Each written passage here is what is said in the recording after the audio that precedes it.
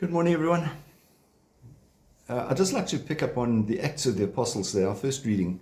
In Acts chapter 6, it's Acts chapter 8, talks about the stoning of Stephen. Now, you would have seen that the image that I put up for today's reading or reflection shows Stephen and the actual stoning of him.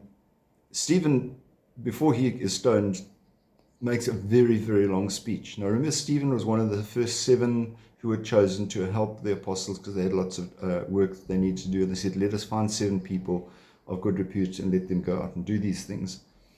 And Stephen was one of those guys who boldly stood up, and unfortunately he was put to death because of his conviction, the way in which he put things across.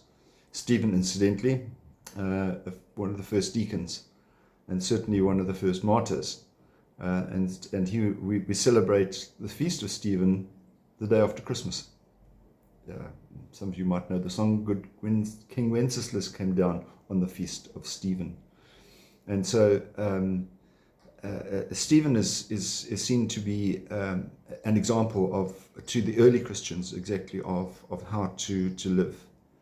Interestingly enough, in the story, we are told that there was a guy there who held on to the cloaks of those who were stoning Stephen, and that guy's name was Saul, who became Paul, because he actively went, particularly even after the stoning of Stephen, he went around persecuting Christians. He went from house to house, pulling people out and sending believers to prison, women and children as well.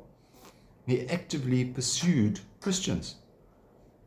And we don't come to his conversion yet, but that is what kind of man Paul was before his conversion. He was ruthless and horrible and nasty, and almost like, if you say, in contradiction to Stephen, who was a man who stood up for what was right. So the conversion process then for Paul was quite significant. But we do look to Stephen as a particularly important saint, as an important indicator to us the way that we should follow. And certainly as deacons, we look to him as somebody who was prepared to make a difference. And that's what we have to do, all of us, just make a difference. You have a wonderful day. Keep yourself safe. We'll see you again. God bless. Bye-bye.